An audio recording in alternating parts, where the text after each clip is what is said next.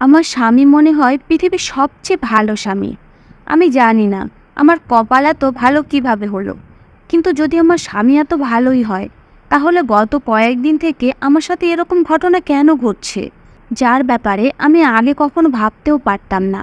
আমার এরকম কেন মনে হচ্ছে যে আমার সাথে যা হচ্ছে সেটা খারাপ হচ্ছে, যেটা হওয়া উচিত না।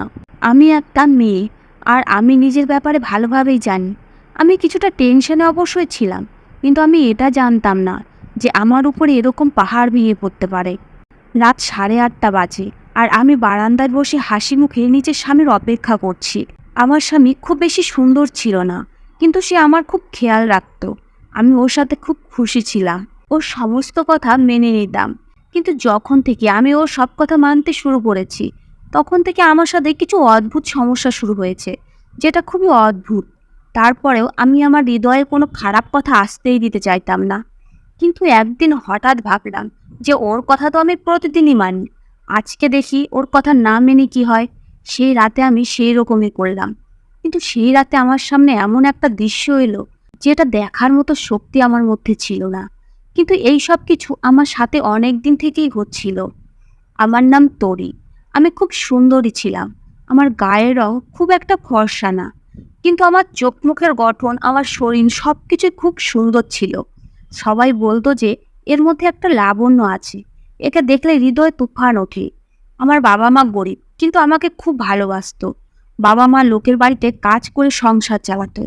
যখন আমার বয়স 18+ হলো, তখন তারা আমার বিয়ে নিয়ে চিন্তা ভাবনা করতে শুরু করেছিল। যখন তারা আমার বিয়ের ব্যাপারে চিন্তা ভাবনা করছিল, তখন আমি জানতাম যে আমার জন্য সম্বন্ধ এরকমই কোনো পরিবার থেকে আসবে। এরপর আমার জন্য যে ভুবন নামে ছেলে সম্বন্ধ এলো, সে কোনো একটা হোটেলে ওয়েটারের কাজ করে। যাই হোক, এই কাজটা লোকের বাড়ি কাজ করার থেকে ভালো। তাছাড়াও ওর নিজস্ব একটা ছোট বাড়ি আছে।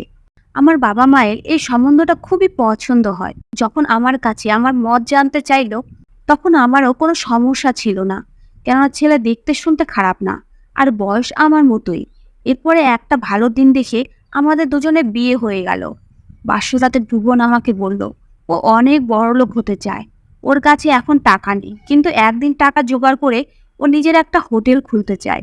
ওর কথা শুনে আমার মনে হলো ও এমন মানুষ যে খুব তাড়াতাড়ি টাকা ইনকাম করতে চায়। এ কোনো খারাপ ছিল না, কেননা গরিব মানুষ যদি টাকা ইনকামের কথা না ভাবে, তাহলে কে ভাববে। ও বলতো এখন আমার বাড়িতে লক্ষ্মী এসে গেছে, তাই আমার বিশ্বাস আমিও তাড়াতাড়ি বড়লোক হয়ে যাব। আমি ওর কথা শুনে হাসলাম, কারণ আমি জানতাম যে এইরকমভাবে হঠাৎ করে কেউ বড়লোক হতে পারে না। কিন্তু আমি ওর স্বপ্নকে সম্মান করি, তাই বললাম এরকমই হবে।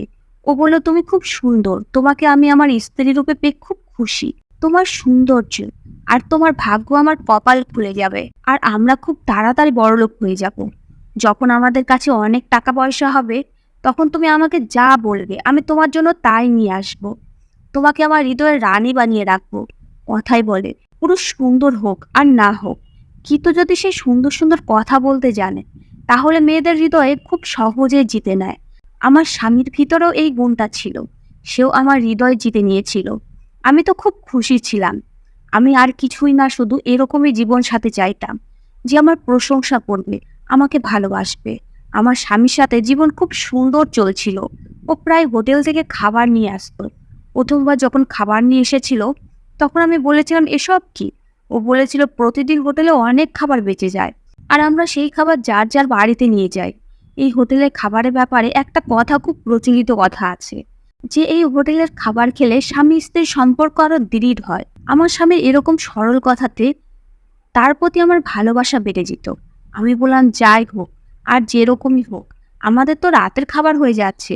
আমার স্বামী বলল না, এই খাবারটা তোমাকে এটা ভেবেই খেতে হবে যে এই খাবার খেলে আমাদের মধ্যে ভালোবাসা দৃঢ় হবে। যাই হোক, এটা তো নিশ্চিত যে এই কথাটায় কোনো মানেই নেই। হোটেলের বিক্রি বাড়ানোর জন্য লোক এই ধরনের কথা প্রচার করে। যাই হোক, আজকালকার দিনে 2 বেলা খাবার বানানো কোনো সহজ কাজ না। তাই যদি আপনি হোটেলের মতো বানানো খাবার ফ্রিতে পেয়ে যান, তাহলে আর কি চাই। আমি তো খাবার খেয়ে খুব খুশি হয়ে যেতাম, যদিও এই খাবারে খুব বেশি মশলা থাকতো, কিন্তু আমি খেয়ে নিতাম। কিন্তু যখনই আমি এই খাবার খেতাম, তখন আমার এমন ঘুম আসতো যে আমি কিছু বুঝতেই পারতাম না কখন ঘুমিয়ে পড়েছি। সকালবেলা যখন উঠতাম, ততক্ষণে আমার স্বামী কাজে চলে যেত। হয়তো রাতে বেঁচে যাওয়া খাবারই গরম করে খেয়ে নিয়েছে, কারণ এখন ঠান্ডার সময়। কিন্তু আমার তো ওঠা উচিত ছিল। আমার খুব খারাপ লাগছিল যখন ও রাতের বেলা বাড়িতে এলো। তখন আমি বললাম, ক্ষমা করে দাও, সকালবেলা আমার ঘুম থেকে উঠতে দেরি হয়ে গেছে। ও বলল, কোনো ব্যাপার না, ঘুমানো অবস্থায় তোমাকে খুব সুন্দর লাগছিল, এই কারণে আমি তোমাকে জাগাইনি। আমি বললাম, তোমার তো প্রশংসা করার ডিগ্রি পাওয়া উচিত ছিল। ও বলল, তোমাকে আজকে একটা গোপন কথা বলছি।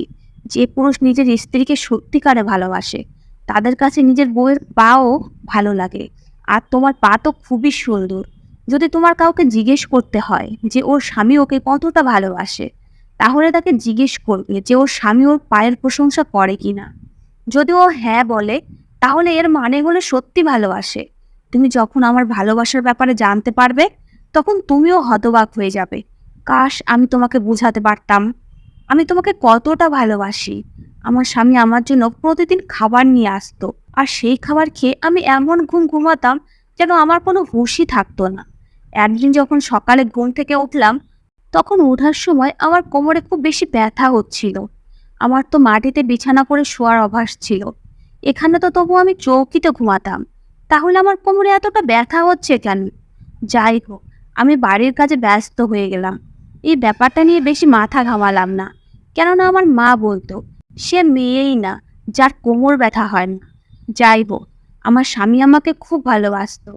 কখনো বৃষ্টি এলে বাচ্চাদের মতো বলতো যে চলো বৃষ্টিতে স্নান করি। কখনো হাত ধরে বাইরে ঘুরতে নিয়ে যেত। আমাদের কাছে এত টাকা পয়সা তো ছিল না যে আমরা রাস্তায় কোনো খাবার পছন্দ হলেই খেয়ে নেব, বা কোনো জিনিস পছন্দ হলেই কিনে নেব। শুধু একে অপরের সাথে ঘুরে ফিরে খুশি হয়ে যেতাম এবং 10-20 টাকার কোনো জিনিস কিনে খেয়ে নিতাম। কিছুদিন পরে আমি আমার বাবার বাড়িতে গেলে আমার মা বলল, তোকে কেমন যেন শুকনো শুকনো মনে হচ্ছে, তোর ভুবনের সাথে ঝগড়া হয়েছে নাকি? আমি বললাম, ও তো এত ভালো মানুষ, ওর সাথে ঝগড়া হবে কেন? আমি এত খুশি যে এদিকে ধ্যানই দিইনি। আমি এত বেশি খুশি যে তোমাকে কি বলবো। রাতের বেলা এত শান্তির ঘুম আসে যা কি বলবো। আমার মা বলল, যা তুই বলছিস সে খুশি তো তোর চোখে মুখে দেখা যাচ্ছে না। তোর ভিতরে ভিতরে কোনো অসুখ হয়নি তো? রাতে তোর জ্বর হয় না তো? আমি বললাম, না মা, সবকিছু একদমই ঠিক আছে, তুমি কেন টেনশন করছো? আমার মা তাও নিশ্চিত হলেন না। হয়তো তিনি মা, এই কারণে তিনি নিশ্চিত হতে পারছিলেন না। আমার মা বললেন, দেখ, আমি তোর জন্য একটা আয়না এনে রেখেছি, এটা নিজের বাড়িতে নিয়ে যা। এতে তুই নিজেকে দেখে ঠিকঠাকভাবে সাজাতে পারবি। আর আয়নাতে নিজেকে দেখ, তোর মুখে আগের মতো উজ্জ্বলতা নেই। আমি সেই আয়না বাড়িতে নিয়ে এসে তাতে আমি নিজেকে দেখলাম। তখন তো আমিও হতবাক হয়ে গেলাম। আমার চোখের নিচের কালো দাগ পড়ে গেছিল, আর সত্যি আমার মুখের উপর আগের মতো উজ্জ্বলতা ছিল না। কিন্তু আমার জীবনে তো সবকিছু ঠিকঠাকই ছিল। আমি ভালো খেতাম, ঘুমও আমার খুব সুন্দর হতো। আর সবচেয়ে বড় কথা, ভুবন প্রতিদিন আমার প্রশংসা করত যে আমি আগের থেকে আরো বেশি সুন্দর হয়ে উঠেছি। যদি এরকমই ছিল, তাহলে ও আমাকে কেন সত্যিটা বলেননি? যখন আমি এই কথাটা জিজ্ঞেস করলাম, তখনও বলল, হ্যাঁ, বাবা মা এটাই ভাবে যে হয় তাদের সন্তান খুশি নয়, আর হয়তো তাদের কোনো সমস্যা আছে। তারা সন্তানকে খুব বেশি ভালোবাসে, তো এই কারণেই। আমার কথা শোনো, তুমি তো আগের থেকেও বেশি সুন্দর হয়ে উঠেছো। আমি বললাম, আমার কোমরেও খুব ব্যথা করতে থাকে, আর পায়েও। হতে পারে আমার কোনো সমস্যা আছে, চলো কোনো সরকারি হাসপাতালেই যাই। ও সঙ্গে সঙ্গে এই কথাটাকে ঘুরিয়ে দিল আর বলল, না না, শুধু শুধু হাসপাতালে যাওয়ার কোনো দরকার নেই। ডক্টর তোমাকে ভুলভাল কিছু বলে দেবে। যদি কিছু নাও হয়ে থাকে, তবুও তারা বলবে এই অসুখ হয়েছে, সেই অসুখ হয়েছে, সেই ওষুধ খাও। কথা তো ও ঠিকই বলেছিল। যখনই ডক্টরের কাছে যেতাম, তখনই তারা কোনো না কোনো অসুখের কথা অবশ্যই বলে দিত। কোনো ডক্টরই এটা বলতো না যে আপনি তো একদম ঠিক আছেন, আপনার কোনো ওষুধেরই দরকার নেই।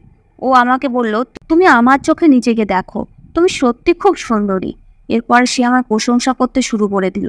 একদিন আমি ওর জামা কাপড় ধুচ্ছিলাম, তখন ওর পকেটে আমি 15,000 টাকা পেলাম। ওর পকেটে এত টাকা দেখে আমি হতবাক হয়ে গেলাম, কারণ ওর বেতন তো মাত্র 10,000 টাকা।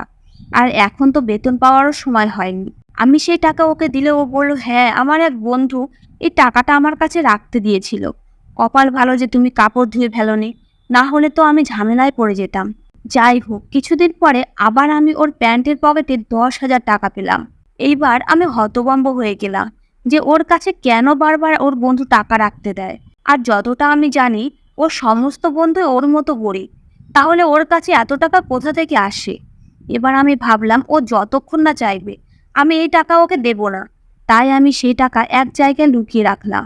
পরের দিন দেখলাম যে ভুবন কিছুটা অস্বস্তিতে ও এদিকে ওদিকে কিছু খুঁজছিল আর বলতে লাগলো, তুমি আমার কাপড় ধোয়ার সময় কোনো জিনিস পাওনি? আমি বললাম, না, আমি তো কিছুই পাইনি। ও বলল, আচ্ছা। আমি বললাম, কিছু হারিয়ে গেছে? আমি তোমাকে খুঁজতে সাহায্য করছি, কি জিনিস হারিয়েছে?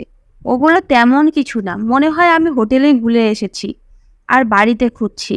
2 দিন পার হয়ে গেল, ও দ্বিতীয়বার আমার কাছে টাকার ব্যাপারে জিজ্ঞেস করলো না।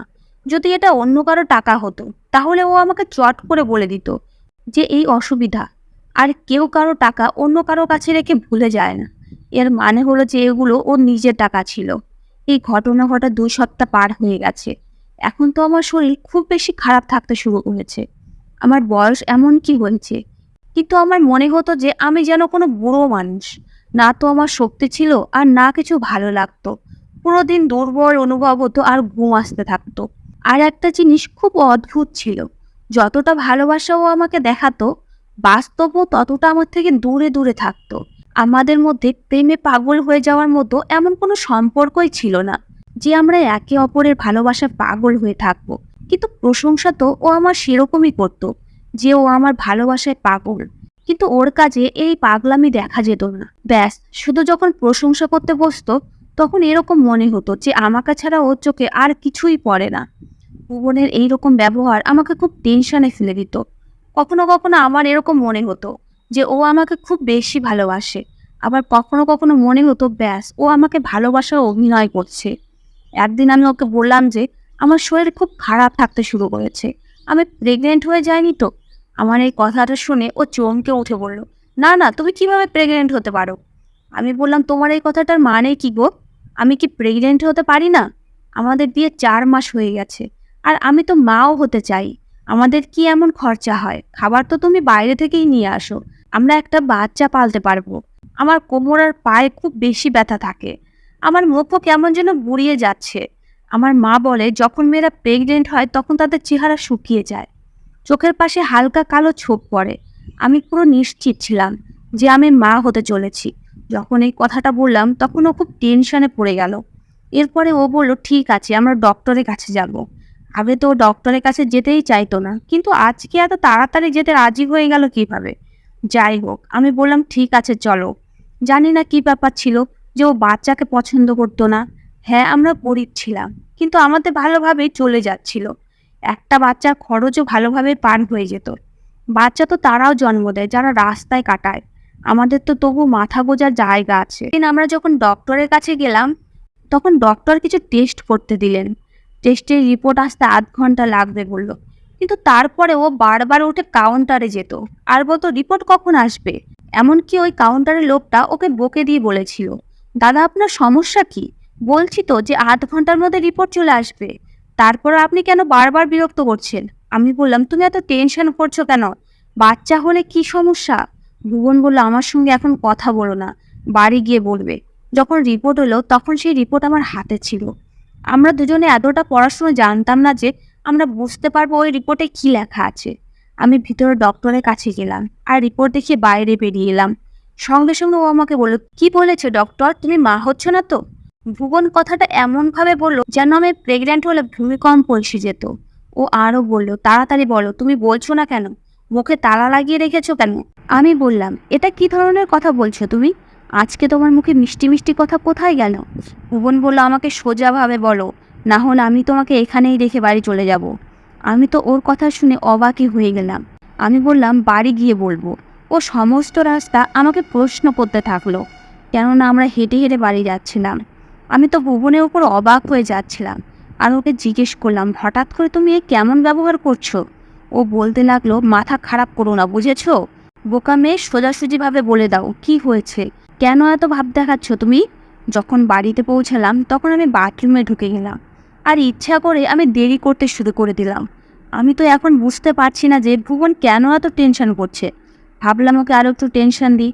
কিছু সময়ের মধ্যেই ও বাথরুমে দরজাও টোকা দিতে লাগলো আর রেগে বলল, এটা কি ধরনের ড্রামা শুরু করেছো? তুমি যখন এই ব্যাপারটা জান তাহলে আমাকে বলছো না কেন? আমি বাথরুম থেকে বাইরে বেরিয়ে বললাম, ডক্টর বলেছে যে আমি মা হচ্ছি না, কিন্তু আমি খুব বেশি দুর্বল হয়ে যাচ্ছি। হয়তো আমার সাথে কিছু একটা অদ্ভুত হচ্ছে, যেটা হওয়া উচিত না।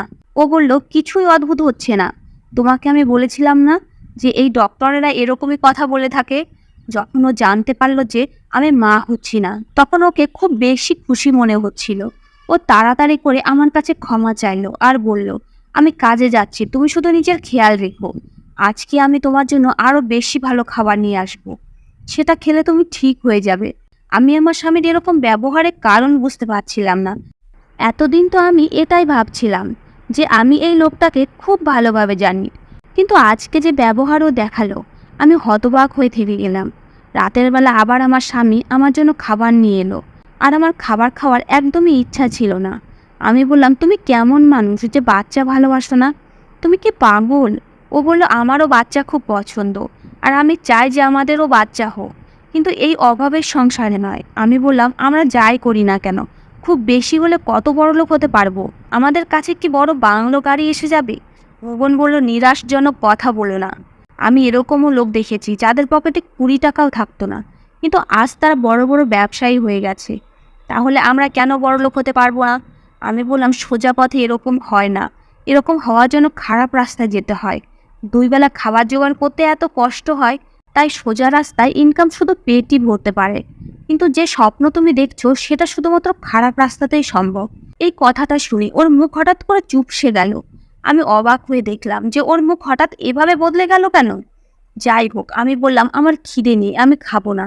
আমার এ কথা শুনি ও নিজের হাতে করে আমাকে খাইয়ে দিতে লাগলো। কিছু সময় আগেই ও এমন কথা বলছিল যেন আমার উপরে রেগে আছে, আর এখন সবকিছু একদম ঠান্ডা। ভুবন আরও বলল, এসব কথা ছাড়ো। যদি আমার কোনো কথা তোমার খারাপ লাগে, তাহলে আমাকে ক্ষমা করে দাও আর এই খাবার খেয়ে নাও। আমি বললাম, আমার খেতে মন চাইছে না, আর এমনিতেও তুমি আমাকে তাড়াতাড়ি করে খাবার খাইয়ে দাও। আর জানি না খাওয়ার সাথে সাথে এমন কি হয় যে আমি গভীর ঘুমে ঘুমিয়ে পড়ি। ও বলতো যে যখন মানুষের পেট ভরা থাকে তখন এমনিতেই ঘুম এসে যায়। নাও, তাড়াতাড়ি করে খাবার খেয়ে নাও। আমি বললাম, আমার খিদে নেই। ও বলল, তবুও তোমাকে খেতে হবে। আমি বললাম, এ কথার মানে কি? খাবার খেতেই হবে? খিদে নেই তবু আমি কেন খাবো? এই কথা শুনেও ঘাবড়িয়ে গেল আর বলল, খাবার না খেলে নষ্ট হয়ে যাবে, আর খাবার নষ্ট করা ভালো কথা নয়। গরম পড়তে শুরু করেছে, আর তুমি তো জানো যে আমাদের ফ্রিজ নেই। যদি এই খাবারটা না খাও তাহলে নষ্ট হয়ে যাবে। আমি বললাম, হ্যাঁ, কথাটা তো ঠিকই। ঠিক আছে, আমি কিছুটা খাবার খেয়ে নিচ্ছি। তারপরে সেটাই হলো যেটা সব সময় হতো। আমি খুব গভীর ঘুমে ঘুমিয়ে গেলাম। আমি এটা বুঝতে পারতাম না যে আমি এত ভালো খাবার খাই আর আমার ঘুমও পূরণ হয়, তারপরেও আমার সাথে এসব কেন হচ্ছিল। আমি কিছুদিন থেকে আমার স্বামীকে প্রশ্ন করা ছেড়ে দিয়েছি। ও যে খাবার নিয়ে আসতো আমি চুপচাপ খেয়ে নিতাম। যাই বলতো আমি তার উপরে হেসে নিতাম। তখন ওর মুড ভালো হয়ে যেত, আর আবার ও আমার প্রশংসা করতে শুরু করে দিত। আমি ওকে কিভাবে বলবো যে আমার সাথে কিছু না কিছু অসুবিধা হচ্ছে? হয়তো ভিতরে ভিতরে আমার অসুখ হয়েছে, যার কারণে আমার অবস্থা আগের মতো নেই। ডক্টরও আমাকে এই বলেছিল যে আপনি ভিতর থেকে খুব বেশি দুর্বল হয়ে যাচ্ছেন, আর এভাবে যদি আপনার শরীর খারাপ থাকতে শুরু করে তাহলে আপনার বাচ্চাও হবে না। এই কারণে নিজের খুব যত্ন নিন। ধীরে ধীরে আমি এই জিনিসটাও নোটিশ করেছি যে যেদিন আমি খাবার খেতে চাইতাম না, সেদিন আমার স্বামী আমার পিছনে পড়ে যেত আর আমার সাথে লড়াই ঝগড়া করতে শুরু করে দিত যে কেন খাবার খাচ্ছ না। একদিন তো এমন হলো যে যখন ও খাবার নিয়ে এলো, তখন খাবার কিছুটা খারাপ হয়ে গেছিল, কেননা গরমের দিন ছিল। আমি বললাম, এই খাবার খাওয়ার মতো অবস্থায় নেই। ও বলল, পেটে গিয়ে সবকিছু একই রকম হয়ে যায়, চুপচাপ খেয়ে নাও।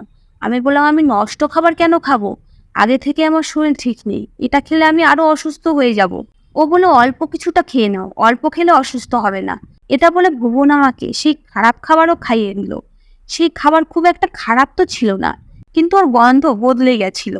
আমি অবাক ছিলাম এটা ভেবে যে ও আমাকে এত বেশি কেন খাওয়ায়, আর ওর সমস্ত ধ্যান আমার খাওয়ার দিকেই কেন থাকে। এখন তো আমার স্বাস্থ্য আরো বেশি খারাপ থাকতে শুরু করেছে। আমার মনে হলো যে হোটেলের খাবার খেয়ে খেয়েই আমার শরীর খারাপ হয়ে গেছে। আমি ওকে বললাম, তুমি আমার জন্য ডাল সবজি এনে দাও, কারণ বাড়ির খাবার খেলে আমার শরীর ঠিক হয়ে যাবে। ও বলল, বাড়িতে খাবার রান্না করতে গেলে সমস্ত জিনিসপত্র কিনতে হবে। তুমি রান্না করা খাবার পাচ্ছ, তাই তুমি এর কদর করছো না। নিজে রান্না করতে গেলে তোমাকেও কষ্ট করতে হবে। দেখো, তুমি এই সব ঝামেলা করো না। একদিন আমি আমার স্বামীর বাক্স পরিষ্কার করছিলাম, তখন এই বাক্সের ভিতরে যা দেখলাম তাতে আমার পায়ের নিচ থেকে মাটি বেরিয়ে গেল। কারণ বাক্সের ভিতরে এত টাকা ছিল, যত টাকা আমি আমার সারা জীবনেও দেখিনি। আমি অবাক ছিলাম এটা ভেবে যে এত টাকা ওর কাছে কোথা থেকে এলো। যখন আমি জিজ্ঞেস করলাম তখন ও সেই কথাই বলল যে আমার এক বন্ধু আমার কাছে রাখতে দিয়েছে। আমি বললাম, তোমার বন্ধু কি এতই বড় লোক আর সে তোমার উপরে একটু বেশি ভরসা করে না? ও বলল, কেন, আমি কি ভরসা করার যোগ্য না? আমি এই কথার উত্তরে চুপ হয়ে গেলাম, কেননা আমার কিছুটা গড়বড়ে মনে হচ্ছিল। আমার আজকাল নিজের স্বামীকে খুব খারাপ মানুষ বলে মনে হতো। ওর মুখে এমন একটা ভাব ফুটে উঠেছিল যেন মনে হতো ও কোনো পাপ করছে আর ভগবান ওকে কখনোই ক্ষমা করবে না। ওর চেহারা দেখে আজকাল আমার রাগ হতে শুরু করেছিল। একদিন আমি পাক্কা সিদ্ধান্ত নিয়ে নিলাম যে আমি আজকে কোনো মতেই খাবার খাবো না, তাতে দুনিয়া এদিক থেকে ওদিক হয়ে গেলেও না। কিন্তু আমি জানতাম যে যদি আমি না করি তাহলে ঝামেলা শুরু হয়ে যাবে আর ও আমাকে খাবার খাইয়েই ছাড়বে। তাই আমি এমন অ্যাক্টিং করলাম যাতে মনে হয়, কিন্তু আমি খাবার খেলাম না আর ঘুমানোর জন্য শুয়ে পড়লাম। কিন্তু অদ্ভুত ব্যাপার হলো যে আজকে আমার ঘুম আসছিল না। আগে তো আমার খুব গভীর ঘুম আসতো, তাও এমন যে আমি কিছুই টের পেতাম না কখন আমি শুয়ে পড়েছি আর কখন সকাল হয়ে গেছে। কিন্তু আজকে একদমই ঘুম আসছিল না। এর মানে হলো কোনো না কোনো গড়বড় অবশ্যই ছিল, কেননা আজকে আমি খাবার খাইনি আর আজকেই ঘুম আমার চোখ থেকে গায়েব হয়ে গেছে। কিন্তু আমি ঘুমানোর অ্যাক্টিং করলাম। কিছু সময় পরে আমার স্বামী উঠলো আর ঘর থেকে বাইরে বেরিয়ে গেল। আমি ভাবলাম ও হয়তো বাথরুমে গিয়েছে, কিন্তু এটা দেখে আমি হতবাক হয়ে গেলাম যে ও বাড়ি থেকে বাইরে বেরিয়ে গেল। এই সময় বাড়ির বাইরে ওর কি কাজ আছে? আধা ঘন্টা পার হয়ে গেলেও ও ফিরে আসেনি। তাই আমি উঠে ওকে বাইরে খুঁজতে যেতে চাইলাম। তখনই আমি কিছু একটা নড়াচড়ার আওয়াজ শুনতে পেলাম। তাই আমি আবার ঘুমানোর নাটক করতে লাগলাম। আমার স্বামী ফিরে এলো, কিন্তু এটা অনুভব করে আমি অবাক হয়ে গেলাম যে ও একলা ছিল না, ওর সাথে অন্য একটা লোকও ছিল। আমার স্বামী বলল, এই নিন শেঠ, আপনার গিফট। লিস্ট তো অনেক বড় ছিল, কিন্তু আমি আপনাকে কথা দিয়েছিলাম তাই আপনার নম্বর তাড়াতাড়ি এনে দিয়েছি, এই কারণে এক্সট্রা পেমেন্ট নেব। ওই লোকটা বলল, যেদিন ইচ্ছা সেদিন গিয়ে পেমেন্ট নিয়ে এসো। এদের কথা খুব অদ্ভুত ধরনের ছিল। আর এই লোকটা কে? আর আমার ঘরের মধ্যে কি করছে? আর আমার স্বামী তার সাথে কি ধরনের কথা বলছে? এটা বুঝতে তখন আমার সহজ হলো যখন আমার স্বামী ওই লোকটাকে রেখে ঘর থেকে বাইরে বেরিয়ে দরজা বন্ধ করে দিল। সেই লোকটা আমার বিছানার উপরে এসে বসে পড়ল। সঙ্গে সঙ্গে আমি চিৎকার চেঁচামেচি করতে শুরু করে দিলাম আর কাছে পড়ে থাকা প্লেট উঠিয়ে সেই লোকটার মাথায় মেরে দিলাম, কেননা সে আমার সাথে ঘনিষ্ঠ হওয়ার চেষ্টা করছিল। লোকটা ভালোই আঘাত পেয়েছিল আর সে নিজের সম্মান বাঁচিয়ে এখান থেকে পালিয়ে যায়। আমি সমস্ত ঘটনা বুঝতে পেরে গেছি। আমার স্বামী ঘরে এলে আমি ওকে বললাম, আচ্ছা, এই সব কিছু করছিলে তুমি আমার সাথে? আমাকে ব্যবহার করে তুমি বড়লোক হতে চাইতে? আমি তোমাকে কি ভেবেছিলাম আর তুমি কি বেরিয়েছো? আমি তোমাকে কখনোই ক্ষমা করব না। আমার অবস্থা কেন এত খারাপ হয়ে গেছিল এখন আমি বুঝতে পেরে গেছি। তাই তো আমার শরীর দিন দিন এত খারাপ হয়ে যাচ্ছিল। আর এই কারণে আমার স্বামী এই ব্যাপারটা নিয়ে অস্বস্তি ছিল যে আমি প্রেগনেন্ট হয়ে যাইনি তো। কেননা যদি আমি প্রেগনেন্টই হয়ে যেতাম তাহলে সেই বাচ্চা আমার স্বামীর না হয়ে অন্য কারো হতো। আমি সেখান থেকে মাঝরাতে বেরিয়ে আমার বাবা মায়ের কাছে চলে এলাম আর বাবা মাকে সব কিছু বলে দিলাম। আমরা এমনিতে তো গরিব, কিন্তু নিজের ইজ্জত বেচতে পারবো না। পরের দিন সকাল সকাল আমি পুলিশের কাছে চলে গেলাম আর তাদেরকে সবকিছু খুলে বললাম। আমার স্বামী এই খবর শুনে আমাকে ডিভোর্স দিয়ে দিল আর পুলিশকে টাকা পয়সা খাইয়ে বেঁচে গেল। কিন্তু ও আমার জীবন থেকে বেরিয়ে গেছে। আমার সাথে যা হয়েছে সেটা খুব খারাপ হয়েছে। আমি ওই মানুষটাকে নিজের সবকিছু ভেবেছিলাম আর ও আমার সরলতার সুযোগ নিয়ে আমাকে ব্যবহার করছিল। ও আমার খাবারে ঘুমের ওষুধ মিশিয়ে দিত আর তারপরে আমার জন্য গ্রাহক নিয়ে আসতো। আমি ভাবতেই পারতাম না যে ও আমার সাথে এরকম করতেও পারে। এখনো যদি ওর ব্যাপারে ভাবি তখন আমার গায়ের রক্ত টকবক করে ফুটতে শুরু করে। এসব ঘটনায় আমার বাবা মাও খুব টেনশনে পড়ে গিয়েছিলেন।